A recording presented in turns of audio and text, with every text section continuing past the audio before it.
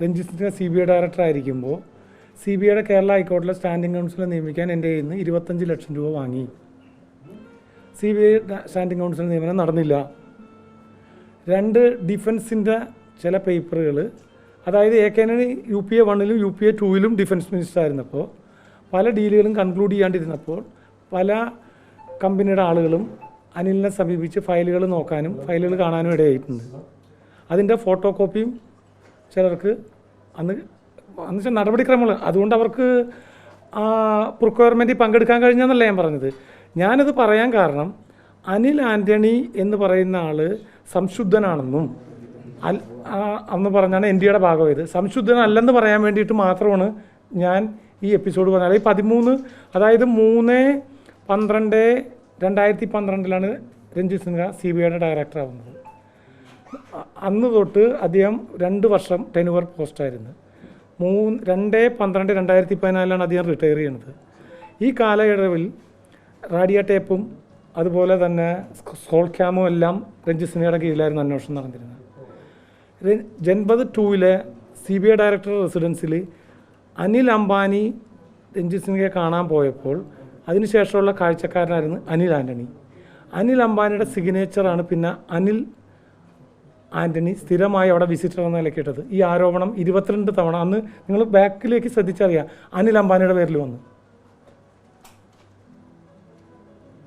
പിന്നെ ഞാൻ അനിൽ ആൻ്റണിയെ ഡീൽ ചെയ്ത് അനിൽ ആൻ്റണിയുടെ മാറ്ററച്ച് നോക്കിയിട്ട് തന്നെയാണ് ജൻപത് 2-ൽ അനിൽ ആൻ്റണിക്ക് എൻട്രി ഉണ്ടാന്ന് നോക്കി. അനിൽ ആൻ്റണി CBCന്ന് സാക്ക് ചെയ്ത PJ തോമസ്, ആൻഡ്രൂസ് എന്ന് പറഞ്ഞ ആൻഡ്രൂസ് എന്ന് പറഞ്ഞ ബാംഗ്ലൂരിലുള്ള സിൻഡിക്കറ്റാണ് ഈ കാര്യങ്ങൾ വർക്ക് ചെയ്തിരുന്നത്. അവർ ഒബ്രോയ് ഹോട്ടൽ, നിസാമുദ്ദീൻ ഒബ്രോയ് ഹോട്ടൽ കേന്ദ്രീകരിച്ചാണ് ഈ കാര്യങ്ങൾ ചെയ്തുകൊണ്ടിരുന്നത്. ഞാനിത് പറയാനിട വന്നത് അനിൽ ആൻ്റണി അദ്ദേഹത്തിൻ്റെ ഉപജീവനം നടത്തിയിരുന്നത് AK ആൻ്റണിയെ വെച്ചാണ്. AK ആൻ്റണി വെച്ചാണ് 52 കൊല്ലത്തെ AK ആൻ്റണിയുടെ ഈ നിയമസഭ ലോക്സഭ പാരമ്പര്യത്തെക്കുറിച്ച് അനിൽ പറഞ്ഞിട്ട് ഇത്രയും കാലം അനിൽ ജീവിച്ചു പോകുന്നത് ആ കെയർ ഓഫിലാണ്. ആ അനിൽ ആൻ്റണി ഒരു നിമിഷം കൊണ്ട് NDAയുടെ ഭാഗമായപ്പോൾ ആൻ്റണി കാലഹരണപ്പെട്ട്, കോൺഗ്രസ് കാലഹരണപ്പെട്ട്, രാജ്യത്തുള്ളവരെല്ലാം കുഴപ്പക്കാരെന്ന് പറഞ്ഞുകൊണ്ട് ഇയാളൊരു കുഴപ്പം സൃഷ്ടിച്ച് പണം സമ്പാദിച്ച ആളാണെന്ന് പ്രൂവ് ചെയ്യാൻ എനിക്ക് ക്വാളിറ്റി ഇല്ല സംബന്ധിച്ച്. എന്നെ ദല്ലാൾ എന്തോ മറന്നു പറയുന്നുണ്ട്. എന്നെക്കാൾ സൂപ്പർ ദല്ലാളും ദല്ലാളിൻ്റെ കാറ്റഗറിയിൽ കൂട്ടിമുട്ടിക്കണവന് കൂട്ടിക്കൊടുക്കണതിൽ കൂട്ടിക്കൊടപ്പാണ് ഇയാളുടെ തൊഴിലെന്നും ബോധിപ്പിക്കാൻ വേണ്ടിയിട്ട് മാത്രമാണ് ഞാൻ ഈ കാര്യം പറഞ്ഞത്. സാഗർ രത്ന ഹോട്ടൽ മാധ്യമങ്ങൾ വെച്ചാൽ ഈ സാഗർ രത്ന ഹോട്ടലിൻ്റെ എൻട്രിയിൽ വച്ചിട്ടാണ് ഒരു ഹോണ്ട സിറ്റി കാറിൽ അനിൽ ആൻ്റണി അന്നത്തെ AK ആൻ്റണിയുടെ ഡൽഹി പോലീസുള്ള ഒരു ഉദ്യോഗസ്ഥനെ, ഒരു സ്റ്റാഫിനെയും കൂട്ടി വന്ന് എൻ്റെ കയ്യിൽ നിന്ന് 25 ലക്ഷം രൂപ ദുബായ് ഡ്യൂട്ടി പെയ്ഡിൻ്റെ കവറിലിട്ട് വാങ്ങിക്കൊണ്ടുപോയത്. അത്ര പഴക്കമുള്ള സംഭവത്തിൻ്റെ തെളിവുകൾ ഞാനെല്ലാം കളക്ട് ചെയ്ത് വന്നു കഴിഞ്ഞ് ഞാൻ ഇന്ന് കേരളത്തിൽ അവർ ചോദിച്ചപ്പോൾ പറഞ്ഞു ചൊവ്വാഴ്ചയ്ക്കുള്ളിൽ തരാം. കാരണം വിടുന്ന തെളിവുകളുടെ ഓതൻറ്റിറ്റി കൂടി നോക്കണ്ടേ. കാരണം 11 കൊല്ലത്തെ പഴക്കമുണ്ട് ഈ കഥയ്ക്ക്. 11 കൊല്ലത്തെ പഴക്കമുണ്ട്. ഞാൻ പറഞ്ഞല്ലോ, ഞാൻ അദ്ദേഹത്തിന് പിന്നെ ഒരു കാര്യമുണ്ട്, അദ്ദേഹത്തിന് പണം കൊടുത്തു എന്ന് അദ്ദേഹം നിഷേധിച്ചപ്പോൾ അദ്ദേഹം പറഞ്ഞൊരു കാര്യമുണ്ട്. ഞാൻ പറഞ്ഞു ഈ പണം തിരിച്ചു വാങ്ങാൻ എന്നെ സഹായിച്ചത് PT തോമസും PJ കുര്യനുമാണെന്ന്. PJ കുര്യൻ സമ്മതിച്ചല്ലോ ഇങ്ങനൊരു പണമിടപാടുണ്ടെന്ന്. ഞാൻ തെരഞ്ഞെടുപ്പ് സമയത്ത് ഉന്നയിക്കാൻ എനിക്കൊരു പൊളിറ്റിക്കൽ പാർട്ടിയായിട്ട് ബന്ധമില്ല. എൻ്റെ സ്ഥാനാർത്ഥി LDFലും ഇല്ല, എൻ്റെ സ്ഥാനാർത്ഥി UDFലും ഇല്ല, എൻ്റെ സ്ഥാനാർത്ഥി NDAയിലും ഇല്ല.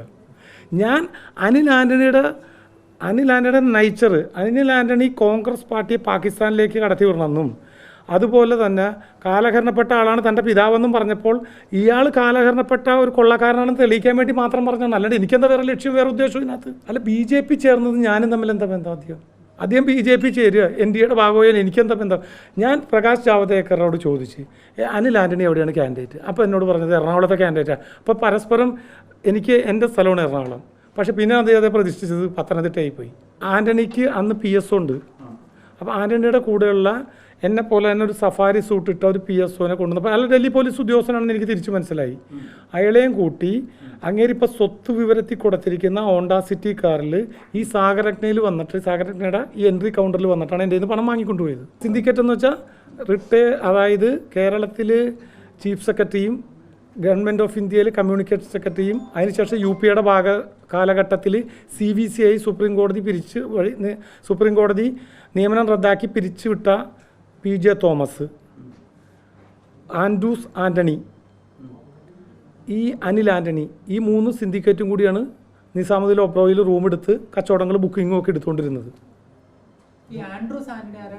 ആൻഡ്രൂസ് ആൻ്റണി എന്ന് പറഞ്ഞാൽ കർണാടകയിൽ കാലാകാലങ്ങളിൽ ഡൽഹിയിൽ വന്ന് ഓരോ കാര്യങ്ങൾ നടത്തുന്ന ഒരാളാണ് ആൻഡ്രൂസ് ആൻ്റണി. അതാണ് ഈ എൻ്റെ പണം തിരിച്ചു തരാൻ അനിൽ വൈകിട്ട് 5 ഇൻസ്റ്റാൾമെൻറ്റിൽ 4 ഇൻസ്റ്റാൾമെൻറ്റ് കഴിഞ്ഞപ്പോൾ 1 ഇൻസ്റ്റാൾമെൻറ്റ് ഡിലേ ആയപ്പോൾ ഞാൻ ചോദിച്ചു എന്താണെന്ന് ചോദിച്ചപ്പോൾ ഈ ആൻഡ്രൂസ് അതിൻ്റെ ഷെയർ കൊണ്ടുപോയിട്ട് കിട്ടാത്തതുകൊണ്ടാണ് എന്നോട് പറഞ്ഞത്. ജൻപത് 2-ൽ ഞാൻ പോയില്ല. അനിൽ ഞാൻ ജൻപത് 2-ൽ അനിലിന് ആക്സസ് ഉണ്ടാകുന്ന അന്വേഷിച്ചപ്പോൾ അനിലിൻ്റെ വണ്ടി ജൻപത് 2-ൻ്റെ എൻട്രി കിടക്കുന്നത് കണ്ട്. CBI ഡയറക്ടർ വീട് കിടക്കണമെങ്കിൽ അത്ര എളുപ്പമല്ല. അതിനുശേഷമാണ് ഞാൻ പണം കൊടുത്തത്. ഞാൻ ഈ പണം കൊടുത്ത സംഭവം പറഞ്ഞുതരാം. കേരള ഹൈക്കോടതിയിൽ ചന്ദ്രശേഖരപിള്ള എന്ന് പറഞ്ഞ ഒരു സ്റ്റാൻഡിംഗ് കൗൺസിലിൻ്റെ ടെനുവർ കഴിഞ്ഞ് പകരം ആരെയും നിയമിക്കാണ്ടിരുന്നപ്പോൾ ഒരു എംപാനൽ ചെയ്തു 2013-ൽ. അതിനകത്ത് എൻ്റെ കേസുകൾ നടത്തുന്ന വക്കീലും ക്വാളിഫൈഡായി.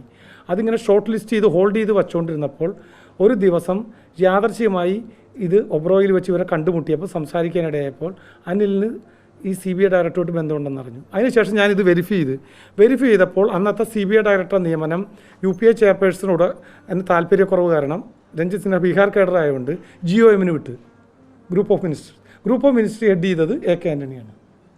AK ആൻ്റണി ക്ലിയർ ചെയ്തു, രഞ്ജിത്ത് സിൻഹ CBI ഡയറക്ടറായി. അതാണ് അനിലിൻ്റെ ആക്സസ്. എനിക്ക് ഒരു രാജിത്ത് ആൻ്റണി ഉണ്ട്, അദ്ദേഹത്തെ ഞാൻ ഒരു പ്രാവശ്യം സംസാരിച്ചിട്ടുണ്ട്. ഒരു കാര്യത്തിലും അധികം ഇടപെട്ടിട്ടില്ല. AK ആൻ്റണി ഇടപെട്ടിട്ടില്ല. AK ആൻ്റണി എന്നോട് ഞാൻ AK ആൻ്റണിയായിട്ട് ഒരു വിഷയം സംസാരിച്ചു. AK ആൻ്റണിയുടെ പ്രതിച്ഛായയെക്കുറിച്ച് ഞാനെന്തിനാണ് ആലോചിക്കണത്? ഞാൻ പ്രൊഫസർ PJ കുര്യനെ കണ്ട ആൻ്റണിയുടെ സ്വന്തം സഹചാരിയെ കണ്ട് വിവരം പറഞ്ഞു. എൻ്റെ മുമ്പിലിരുന്ന് PJ കുര്യൻ അന്ന് ഡെപ്യൂട്ടി ചെയർമാൻ എന്ന നിലയ്ക്ക് അനിൽ ആൻ്റണി വിളിച്ചു. ഇന്ന ആൾക്ക് പൈസ കൊടുക്കാനുണ്ടോ എന്ന് ചോദിച്ചു. ലൗഡായിട്ട് കേട്ടു. കൊടുക്കാനുണ്ടെന്ന് പറഞ്ഞു. എന്തുകൊണ്ട് കൊടുക്കണില്ലെന്ന് ചോദിച്ചു. CBI നിയമനമൊന്നും ഞാൻ കുര്യനോട് പറഞ്ഞില്ല, എനിക്ക് പണം തരാനുണ്ടെന്ന് പറഞ്ഞുള്ളൂ. ഉടനെ അനിൽ പറഞ്ഞത് ജോർജ്, അന്നത്തെ ആഭ്യന്തരമന്ത്രി കർണാടക ക്യാബിനറ്റിൽ, അദ്ദേഹത്തോട് ഞാൻ ചോദിച്ചിട്ടുണ്ട്, അത് കിട്ടിയാൽ തരാം. പക്ഷേ അതിനുശേഷം അത് ലാഗ് ചെയ്ത് പോയി. കുറച്ച് കഴിഞ്ഞപ്പോൾ ഞാൻ പരാതി അങ്ങനെ PT തോമസിനെ കണ്ടിട്ട് പറഞ്ഞു ഞാൻ CBI ഡയറക്ടർക്ക് പരാതി കൊടുക്കാൻ വേണ്ടിയാണ്. കൊടുത്ത ഞാനും വാങ്ങി അനിലും പ്രതിയാവും. എനിക്കിതറിയാം, എനിക്ക് നിയമത്തെക്കുറിച്ചൊക്കെ നന്നായിട്ട് അറിയാം. ഹോൾഡ് ചെയ്യാൻ പറഞ്ഞു. പക്ഷേ PT തോമസ് ഗൗരവമായി കൊണ്ടുപോയി. അപ്പോഴത്തേക്കും 2014 NDA ഗവൺമെൻറ് വന്നു. 5 ഇൻസ്റ്റാൾമെൻറ്റായിട്ട് എൻ്റെ പണം തിരിച്ചു തന്നു.